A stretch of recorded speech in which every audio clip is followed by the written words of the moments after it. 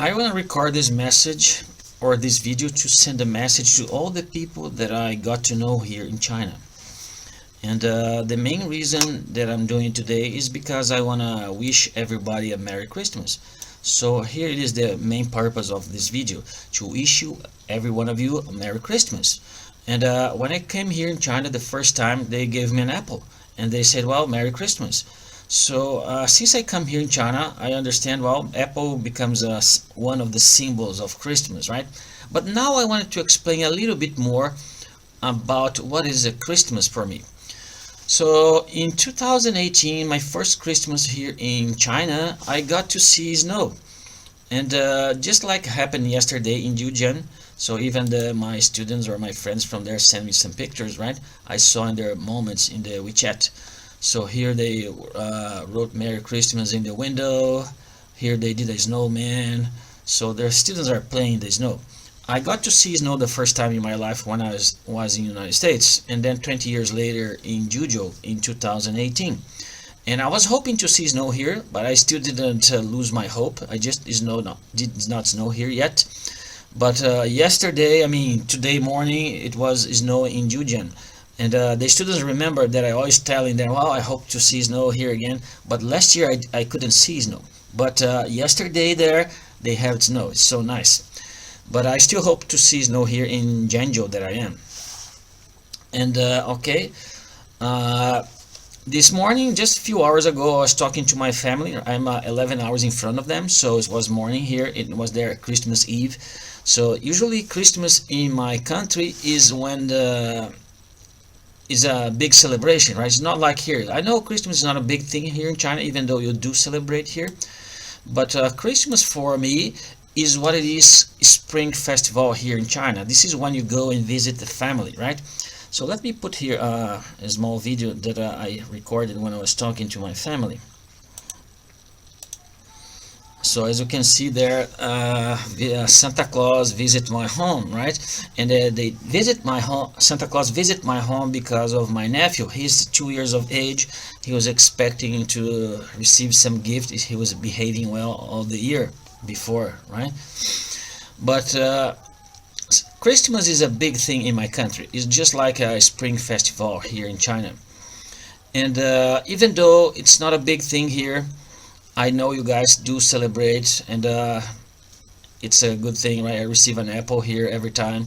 But today, this is my first time. This is my 4th year in China.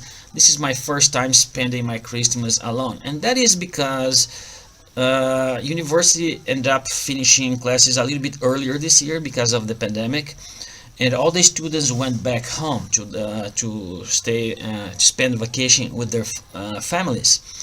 So this is why university is empty, and because it's empty, all my friends went back home. I make most of my friends among the students, of course, because I am a teacher. But the thing is, I find out that China is one of the nicest places to make friends. People here are so nice, and I am being able to make lots of friends. But let me talk a little bit about Christmas, right? So the Christmas today is becoming too much commercialized. People are just buying gifts and giving to others. This is what kids expected. But this is how did this started, right? So the real meaning of Christmas is the celebration of the birth of Jesus Christ. And because Jesus Christ is considered to be a gift from God to us, so this is why we actually do similar things, like giving gifts to other people. Regardless of what we believe or not, I guess everyone wants to live in a better world. And I think this is the Christmas spirit, right? So someone said that we should maintain the Christmas spirit all year long with us. And sometimes I feel like, what can I do to help other people, right? To spread this Christmas spirit. And I feel like I have no better position than the one that I'm having right now as a teacher. Because as a teacher, my job is to inspire people to become better. So I try to do my best in my job, and for the first time since I came here in China, I'm teaching English. Before I was teaching finance, business, other stuff. But here, since I came here in Zhengzhou, This is the first time I'm teaching English. And I feel like it's a lot of fun to teach in English because the class is more flexible. I can talk about many different topics in the class. But the thing is, I'm always trying to teach them good principles for life, like be honest, like try to help people, make friends. So having friends is a good way of living a life, right? So it gives you purpose, gives you meaning. And this is the position that I am, that I can actually help students, sometimes not even in the class environment. Some maybe because of my age or whatever, some of them feel like I have something to tell them before or beside classes. I have helped some students about counseling in their problems that they're having, and I feel good that I'm being able to help.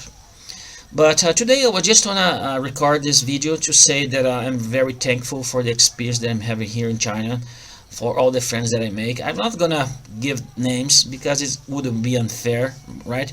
But I am very grateful that my Chinese experience is being very good, and this is why I'm renewing my visa, so I stay here a little bit longer. And sometimes when it comes the time to renew again, I do it again because I feel like this is a good place to be, even though I pay the price of being away from family, right?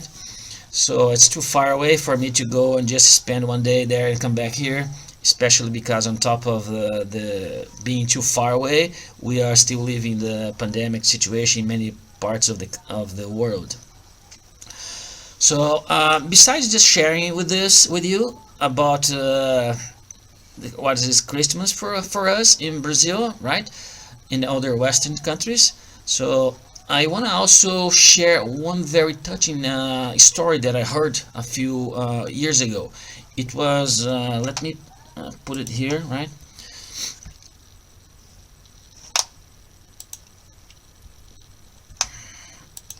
All right, so I want to share, to finish this video, to share a story that was related in 2009 in the first presidency Christmas devotional. And I'm just going to share a little bit of the speech of this guy. He's sharing a story, that incident that happened in the airport in Atlanta. And I feel like every one of us could spread this message and make a world a better place. And this story was very touching when I heard it. So I want to share with you guys to be the end of this video. And I see you later next. Okay, bye bye. Enjoy the video, okay? Many years ago, I read of an experience at Christmas time which took place when thousands of weary travelers were stranded in the congested Atlanta, Georgia airport. An ice storm had seriously delayed air travel as these people were trying to get wherever they most wanted to be for Christmas, most likely home. It happened in December of 1970. As the midnight hour toiled, unhappy passengers clustered around the ticket counters, conferring anxiously with agents whose cheerfulness had long since evaporated. They too wanted to be home. A few people managed to doze in uncomfortable seats. Others gathered at the newsstands to thumb silently through paperback books. If there was a common bond among this diverse throng, it was loneliness, pervasive, inescapable, suffocating loneliness. But airport decorum required that each traveler maintain his invisible barrier against all the others. Better to be lonely than to be involved, which inevitably meant listening to the complaints of gloomy and disheartened fellow travelers. The fact of the matter was that there were more passengers than there were available seats on any of the planes. When an occasional plane managed to break out, more travelers stayed behind than made it aboard. The words standby, reservation confirmed, and first-class passenger settled priorities and bespoke money, power, influence, foresight, or the lack thereof. Gate 67 in Atlanta was a microcosm of the whole cavernous airport. Scarcely more than a glassed-in cubicle, it was jammed with travelers hoping to fly to New Orleans, Dallas, and points west. Except for the fortunate few traveling in pairs, there was little conversation at gate 67. A salesman stared absently into space, as if resigned. A young mother cradled an infant in her arms, gently rocking in a vain effort to soothe the soft whimpering. Then there was a man in a finely tailored gray flannel suit who somehow seemed impervious to the collective suffering.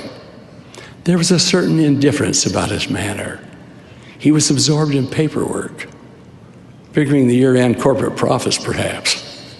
A nerve-frayed traveler sitting nearby, observing this busy man, might have identified him as an Ebenezer Scrooge. Suddenly, the relative silence was broken by a commotion. A young man in military uniform, no more than 19 years old, was in animated conversation with the desk agent. The boy held a low-priority ticket. He pleaded with the agent to help him get to New Orleans so that he could take the bus to the obscure Louisiana village he called home. The agent wearily told him the prospects were poor for the next 24 hours, maybe longer. The boy grew frantic. Immediately after Christmas, his unit was to be sent to Vietnam, where at that time war was raging. And if he didn't make this flight, he might never again spend Christmas at home. Even the businessman looked up from his cryptic computations to show a guarded interest. The agent clearly was moved, even a bit embarrassed, but he could only offer sympathy, not hope. The boy stood at the departure desk, casting anxious looks around the crowded room, as if seeking just one friendly face. Finally, the agent announced that the flight was ready for boarding. The travelers who'd been waiting long hours heaved themselves up, gathered their belongings, and shuffled down the small corridor to the waiting aircraft. 20, 30, 100, until there were no more seats. The agent turned to the frantic young soldier and shrugged. Inexplicably, the businessman had lingered behind. Now he stepped forward.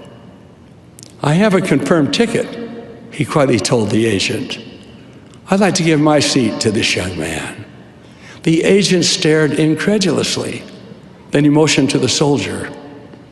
Unable to speak, tears streaming down his face, the boy in olive drab shook hands with the man in the gray flannel suit, who simply murmured, "Good luck.